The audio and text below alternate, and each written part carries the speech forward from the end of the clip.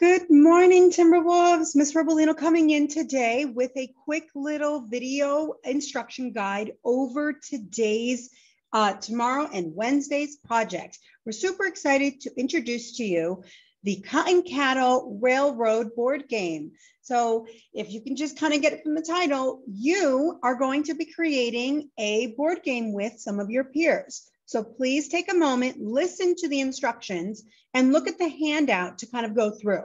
There will be a rubric that is going to be available on Canvas for you to make sure as you create your board game that you're trying to follow the area for you to be exemplary. Okay, so let's go ahead and let's go through this. So with the Cotton Cattle Railroad board game, we are going to be looking at a few things. You are going to be seeing there are different parts, and the parts are broken up into directions, the board, the questions, the game pieces, the ability to play the game, and the relation to the Cotton Cattle Railroad unit. So I'm going to go through each one. Feel free to jot a few notes down if you want, but remember, you're going to get a complete paper that's going to go over all of this, but we're just going to show you.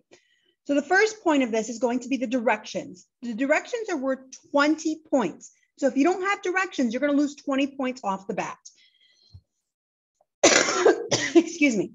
So the directions have to be clear on how to play the game. Someone must be able to win. So the directions have to show, one, how to play, and two, how to win. And the directions must be typed. So make sure they are typed. So if you kind of look to the right of the screen, you're going to see you can create this as creative as you want to. So, here are just some examples to the right, the rules, how to play.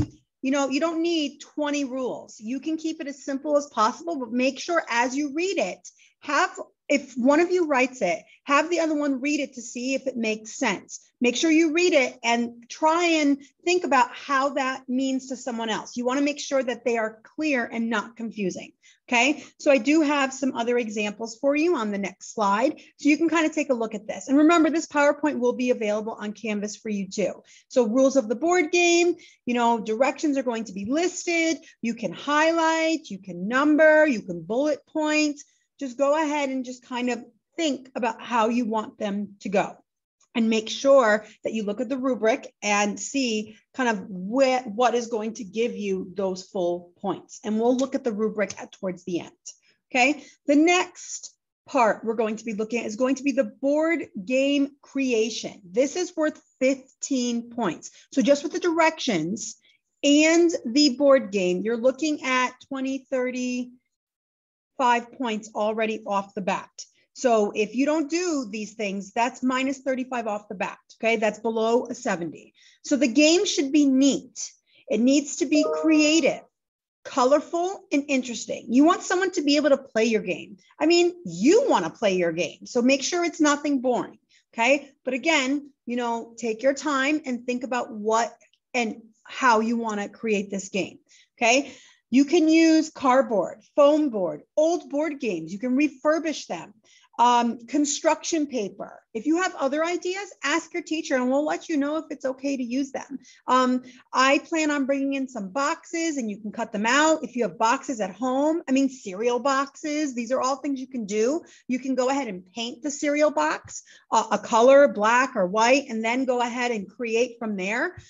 There's just so many things you can do. You can wrap things with, construction paper, which we'll have for you. So again, miles the limit. I can tell you, you guys probably think of more things than I could possibly think of. So just think about what you have at home and what you can bring to go ahead and create this. We're going to have the paper, the different color paper, the glue, the scissors, the crayons, and you can bring whatever else you think you want to do.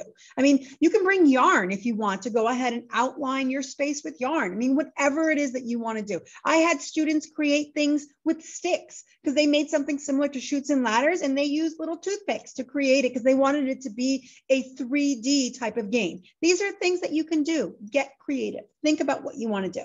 Okay, so here are just some examples of some board games made by students. Okay, you can see it's homemade, so we're not expecting quality from the superstores. So we're just expecting it to be neat, clear, easy to read. You can print things out, cut them out, paste them. You can handwrite them. Just make sure you find someone who has the nicest writing. You want to make sure that the board game is clear, concise, and it has that creativity to it. It's colorful. We don't want a dull board game. We want something that's going to pop. Think about the board games that you have in your house. How do they look? Okay, so just take a few minutes to kind of look at these just to kind of give you the idea of what we're looking for. Okay. The next part, okay, so if you're a CAP class, just listen to this carefully. Your questions are worth 40 points. So that's about half of the credit is coming from the questions that you create. We are expecting you to use today to start creating those questions. Go ahead and split them up among each other. Go ahead and think about what you're going to do, okay? So 40 points. So we're looking for a maximum of 25 questions with a minimum of 18. Remember, if you're doing a minimum of 18, that's not going to get you exemplary. You want to go ahead and make sure you get above that. Okay, your questions should come with answers. You should be able to know what the answer is, because if there's no answer, how can you win the game? Going back to the directions. Okay, of your questions, there needs to be 3 economic questions, and you need to make sure that you label them. Okay, 2 social. 3 economic, 3 social, and 2 political, and 3 environmental. So let's just make sure we remember what they are. ESPN. E for economic, anything that has to do with the economy, money, okay? Factories, trade, currency, any of those things are economics. 2, 3 social, you need 3 social. Social is how people interact with one another. So the language, maybe the cowboy life, anything that has to do with how people interact, how they talk, the culture, things that they like, songs, where they live, why they live there, any of those things are going to be parts of social, okay? 2, political. Remember, political comes from the idea of the politics. So you could look at who are politicians. I can tell you right now, I already know 2, and I'm sure you can remember them, but I'm not going to tell you, okay? So just think about that. And then 3, environmental. So you need 3 environmental. Environment is looking at the environment, the land, where people settled. You could think about what people had to do to live there. Did they have to create something? Did they make something to make the land suitable or arable? Why was the ground or the climate arid? Arid meaning desert-like. How did people go ahead and remove that obstacle? How did they go ahead and change things to make it livable there? Okay, were people subsistence farmers? Why were they subsistence farming? Just kind of think about these questions and go through and make sure you have those questions. So it's 3, 6, 9, 10, 11. So there's 11 of the maximum 25 questions have to be economic, social, political, and environmental. So remember, this is going to be on your paper and it's going to give you the opportunity. So my opinion would be to get those 11 questions done today. And then from there, you can go ahead and make up a whole bunch of different questions. Okay. So I will give you some examples throughout here of how to make them. And lastly, questions need to be a variety of levels that match your age group. You don't want them all to be kindergarten questions. You don't want them all to be like, what color is the sky? That obviously is not going to match this grade level. So kind of think about challenging questions, easy questions, medium questions. You want to make it a challenging game, but you don't want it to be impossible to play either. Okay, so just when you think about that. Lastly, additionally, all questions will be separately turned into your teacher on one sheet of paper. So that means you are going to create questions for the game, but you also need to go ahead and submit typed questions to your teacher so they can grade them for your project. So this way the teacher doesn't have to take the game, so you can play it with your peers, because you are going to be playing these on Wednesday or Thursday. And that's kind of the goal that we're looking for you guys to be able to play these games. And then your peers are going to rate you on how the game is. And I'll explain that a little further.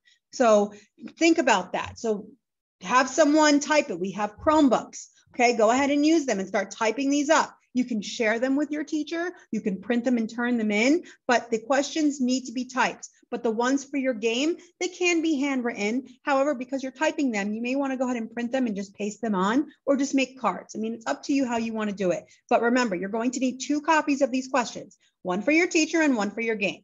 Okay, so just making that clear.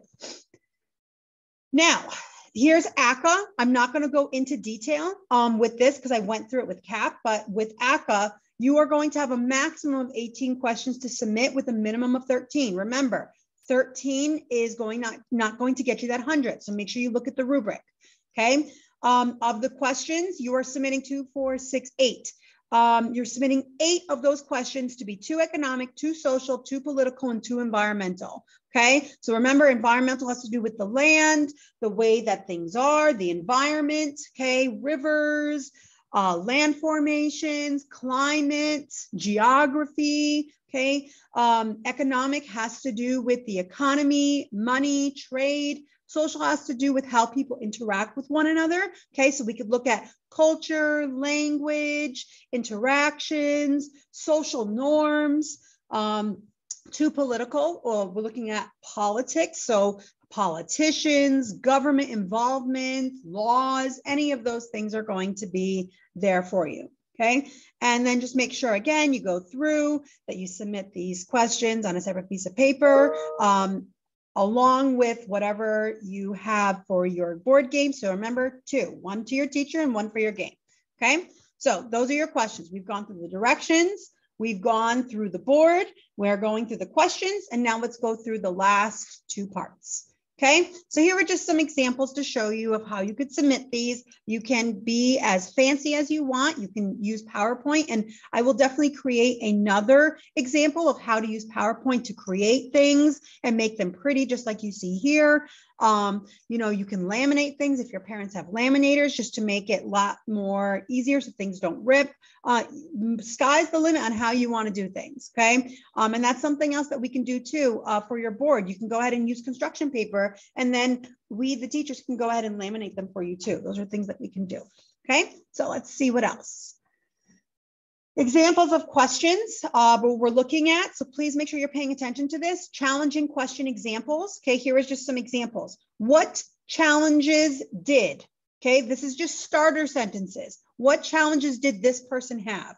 What did they have to face? So again, you can see that these are really hard. Now you can make this multiple choice and people have to select, or they have to actually keep it a short answer and they have to answer freely, kind of like Pictionary.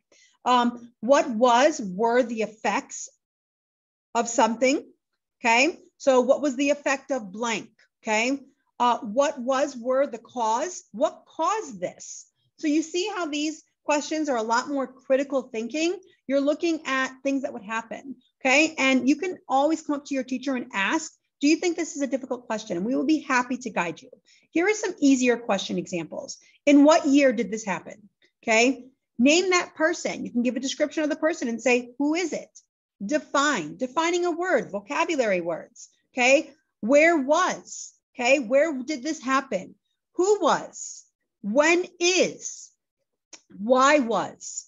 Okay. So why was the railroad built? I mean, all these different things that you could think of. And again, that question is definitely up for grabs, but I'm not going to be giving any more hints. Okay, but just kind of think about it. You want easy questions and you want challenging questions. You don't want it to be where people can't answer them, because then no one's going to want to play your game. Okay, because part of it is being playable. And then part of it is your peers coming in and looking at rating your game. So if it's too hard, it's not going to be fun for them. Okay, so I hope this helps. And again, we'll have this there for you on Canvas for you to refer back to. Game pieces. 5 points. I mean, this is a gift. So we're looking at game pieces that should be creative. You can create your own dice. You can bring dice from other games. You can take pieces from other board games that you could use. You could use little toys from a dollar store. You may have toys available. But again, here's the important part. Excuse me. The games have to relate to the unit. Okay. So you don't want to bring in a spaceship. That makes no sense. Okay, we never talk about spaceships here. Okay, so we need at least a minimum of 4 game pieces. Okay, so you need to have at least for people to play the game. You can have more, but make sure you provide those pieces. Okay. You can make your own pieces. You can go ahead and you can create and draw your pieces, and you can laminate them, and then you can have them stand up. I can help with that. I can show you with the use of just a paper clip. It's very easy, where you can just maneuver the paper clip and then go ahead and clip your piece there. And those are things that I will create another video for, just to help show you guys. Okay, so make sure you could use toys, old toys. I don't want you to go buy things, but if you want to go to the dollar store and look for things, that is perfectly fine. You'll be surprised what you can find in your house. Ask your parents to help you. These are really great things that you can do. Okay, so that's just kind of going from there. All right, so I hope this kind of gives you here some examples of game pieces. Now, of course, these are games that do exist and you can borrow from. You may have them, but if you don't go on Amazon and buy them. That's just silly. Okay, create them. Create what you can. You know, you can print off pictures. That's perfectly fine. And you can go ahead and cut them out and make your game piece that way. These are great things you can do. And again, I can kind of show you, you can laminate them and kind of have them go along. So those are just some ideas to kind of give you. All right, so let's go ahead and let's move on. Ability to play. This is where your peers are going to grade you. Okay, now, of course, we as the teachers are going to take this into consideration. If there's just one group that says like, oh, this is bad, and everyone else says it's good, we're obviously going to omit those answers, because it makes no sense that everyone thinks it's easy and then one group thinks it's bad. So please do not think anything of it, but this is worth 10 points. And again, teacher discretion is going to be taken into account to this, because we'll be walking around the room and taking a look at it as well. So make sure that both the content and difficulty of your game are appropriate for your classmates' abilities. Okay, so again, we're not looking for trigonometry here. Okay, we're looking for cotton cattle railroad. Okay, your classmates will judge your game when they play it. Okay, and here's just an example of the form you could see right here. The ability to play, they're going to rate you on the ability to play, the directions, and the difficulty. So one, was it hard to play? Was it appropriate? Was it way too easy? Okay, the directions, were they hard to follow? Were the directions appropriate? Or were the directions just way too easy? Okay, they were just like one, that's it, just one direction. Okay, and two, difficulty, the difficulty of the game. Was the game like way too hard? Okay, we had a really hard time playing this game. We just didn't understand it.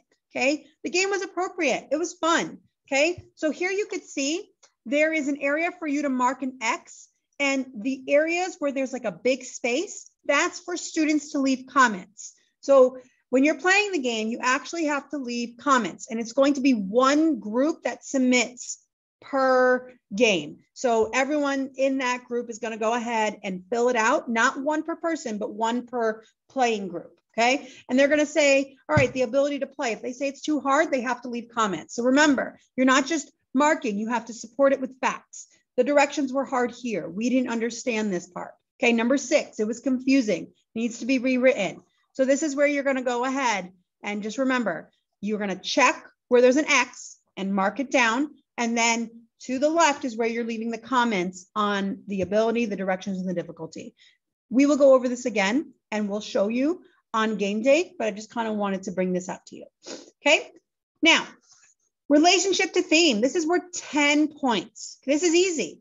Make sure your game is related to the Cotton Cattle Railroads. Okay, your game should relate to only the Cotton Cattle Railroad unit. If it doesn't, you're going to lose some points there. You know, we don't want to hear about the Texas Revolution. We don't want to see the American Revolution here. We want to see just what we learned. You have use to the textbooks to help you. You have your notes. You have, you know, so much in your notes that you can pull from. You have Canvas. You know, we have videos that we could post for you guys. There's also those other videos we watched that you can pull from as well. So Canvas has a lot, and then you'll also have access to the textbook too. Okay, which, by the way, the textbook has questions. Okay, throwing it out. All right. So lastly, let's just quickly go through, and then we're going to leave this up for you to be able to ask questions. Feel free to email me or any of the other teachers, or your teacher in particular, and they can help answer questions, or you can kind of go from there. But other than that, happy gaming.